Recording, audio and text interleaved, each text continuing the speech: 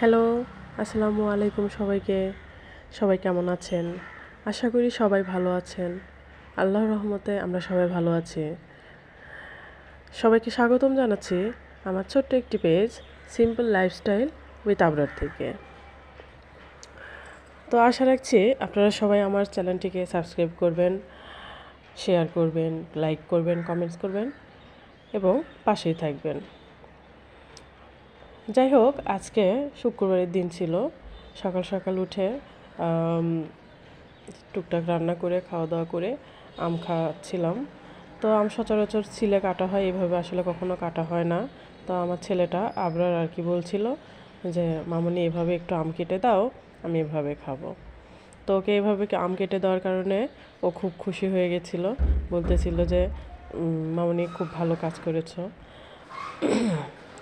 তারপরে শুক্রবারে একটা দিন, সাপ্তাহিক একটা দিনে আপনাকে একটু শিল্পকলা একাডেমিতে ড্রয়িংয়ের কাজটা শেখায়। খুব বেশি দিন না আর কি, 1 মাসের মতো নিয়ে যাচ্ছিলাম। তো টুকটাক যাই শিখতেছে শিখতেছে আর কি।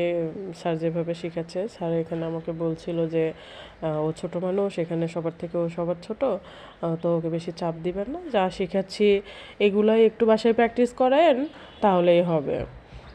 তো আমি আসলে আবরারকে কখনোই কোনো কিছুর জন্য চাপ দিই না, পড়াশোনার জন্যও না, বা মানে ওর আনুষঙ্গিক কোনো কাজেই আসলে ওকে আমি চাপ দিই না। ও ওর মতো করে চলে বা চলতে চায়, যেভাবে চলে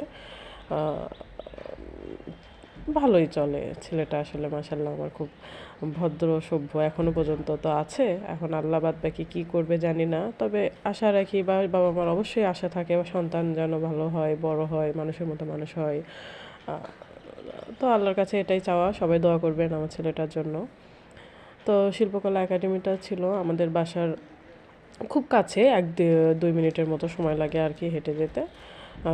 তো ওখানে থেকে ক্লাস করে তারপরে আমরা আবার বাসায় চলে আসলাম, কারণ আমাদের আজকে একটু তাড়াও ছিল যে আবরারের দাদু বাড়ি যাবো, তো ওর দাদু অসুস্থ আছে, সেখানে আর কি দেখার জন্য যাব। তো এই জন্যই আর কি খুব তাড়াহুড়া করে আসলাম। তো আমরা সকাল থেকেই মোটামুটি সব গুছিয়ে রেখে গেছিলাম, যে আমাদের প্ল্যান ছিল যে আসবো আর বাসায় ঢুকে শুধু ওর ব্যাগটা রেখে এমনি বের হয়ে চলে যাব। তো এটাও আর কি দাদু বাড়িটাও খুব একটা দূরে না, 5 কিলোর মতো রাস্তা। তো সম্পূর্ণ রাস্তা আসলে ভালোই ছিল, শুধু 2টা জায়গায় একটু কাদা ছিল, বৃষ্টি হয়েছিল আর কি, বা এই বৃষ্টি এই রোদ এরকম একটা অবস্থার কারণে রাস্তাগুলো বেশি কাদা, আর মানুষ চলাচল বা গাড়ি চললে সেগুলোতে আরও কাদা হয়ে যায়। তো 2টা জায়গাতে একটু নামছিলাম। তো শেষবার যেখানটায় নামছিলাম সেখান থেকে প্রায় 10 মিনিটের রাস্তা হেঁটে গেল দাদু বাড়ি হয়।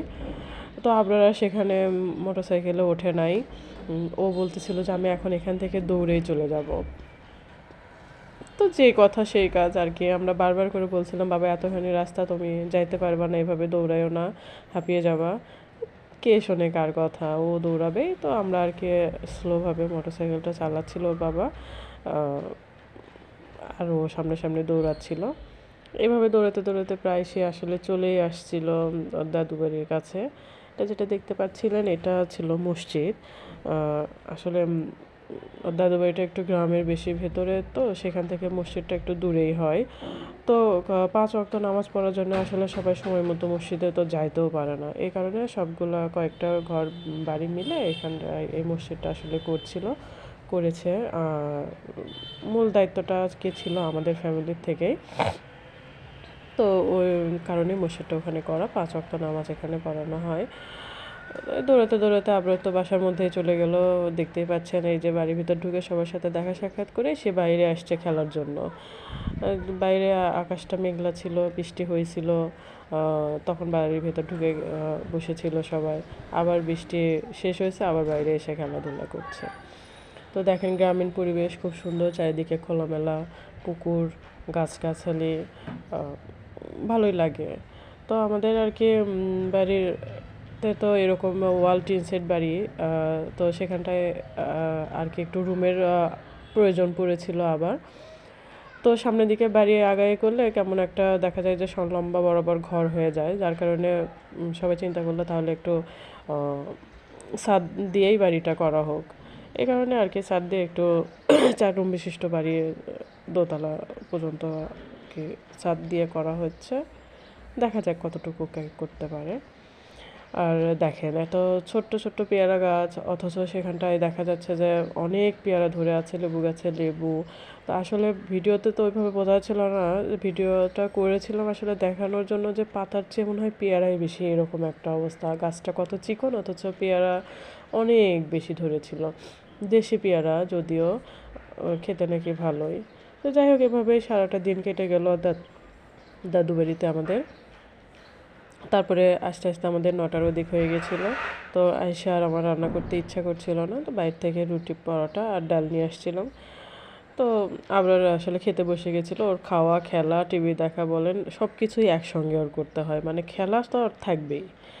তো যাই হোক, সবাই ভালো থাকবেন।